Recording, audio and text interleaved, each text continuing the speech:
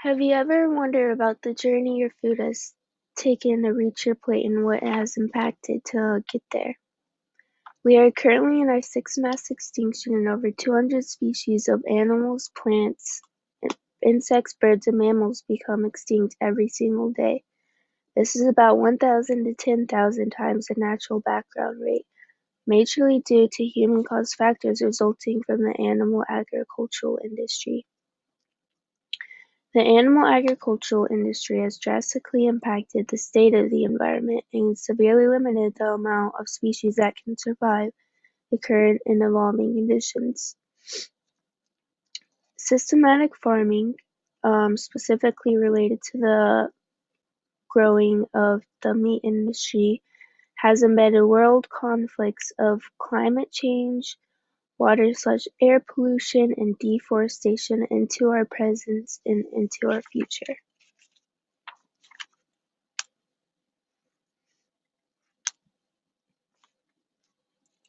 Right here we have a graph representing the contribution of global greenhouse emissions. Here it's showing that 18% of global greenhouse emissions is just from cattle, not even including pigs, chickens, any of the other meat industry factors. And then right here we're showing that 13% of all of the transportation, or 13% of global greenhouse emissions comes from all of the transportation sector. So that's including cars, planes, vessels, all of that combined is 5% less than the contribution of just cattle. There's about 7.3 billion units from 1970 to 24.2 billion units in 2011. That's including all of livestock, and the production of those livestock account for 70% of all agricultural land and 30% of all of planet's surface of land.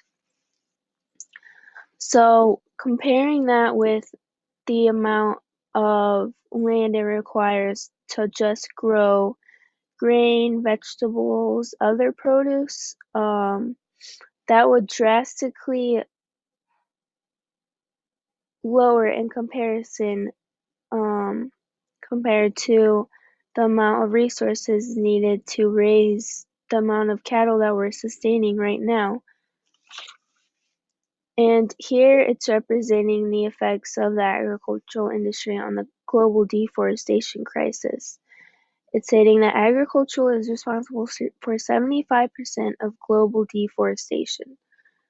And actually, in fact, in 100 years, it's predicted that rainforests will just be non-existent due to the expanding amount of land that's required to raise these livestock, accompanying with the expanding amount of population that's demanding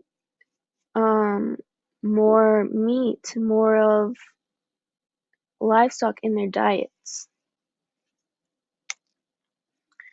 And this is a graph showing the science attached to the greenhouse effect, and it's basically summarizing that the greenhouse gases are trapped inside of the atmosphere, and the more greenhouse gases that are produced, such as methane, CO2 from the cattle, from the pigs, from the sheep,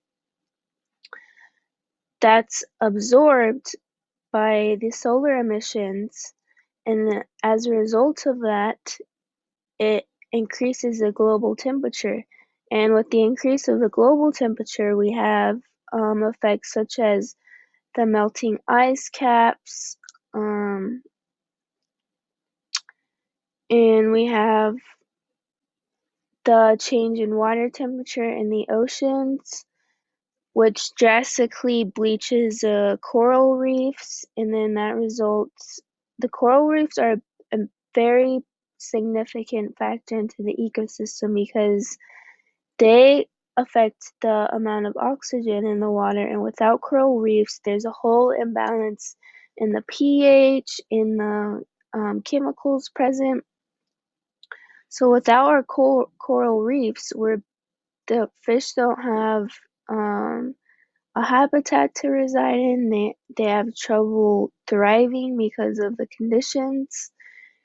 And without fish, we have examples such as this, where polar bears are basically starving and then their home is melting away. So the population of the polar bears is drastically declining, as well as other sea life such as seals, penguins, um, seabirds that rely on fish in their diet.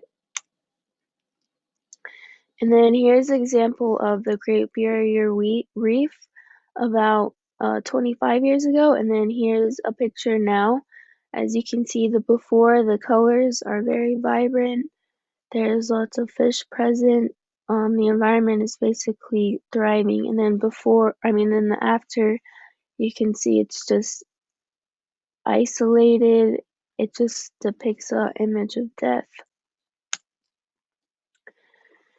And then the contamination of groundwater from the meat industry is also a major conflict as well, because there's a huge amount of grain and a huge amount of um, land required to grow these plants so that the cattle can feed and so that they can gain weight.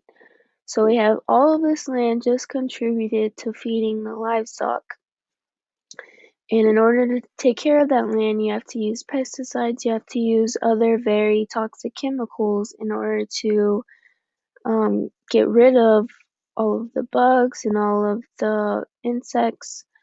So those pesticides, when it rains, it washes away and it goes off to run off rivers.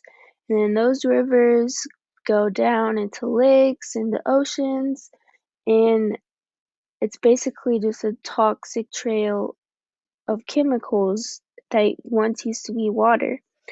And so that kills off all of the fish in that area. It basically makes it impossible for the animals there that were relying on that resource as a water supplement to survive. So we have these animals migrating to places that they're not native to, and so the native animals and plants there get disrupted, and it just imbalances the whole ecosystem. And another big impact is tropical deforestation, and the fact the Amazon, one of the biggest forests in the world, is 20% reduced due to the meat industry. And it keeps on expanding about 10 to 20 acres each day. So about 71% of commercial agricultural contributes to tropical deforestation. And then 49% of illegal conversion for commercial agriculture contributes as well, along with the illegal conversion for commercial agriculture for export, for transporting. And then in the right, you can see where the land has basically been converted for the raising of cattle, and then you can see in the background how it used to be with all of the lush and the canopies and the trees and plants as well.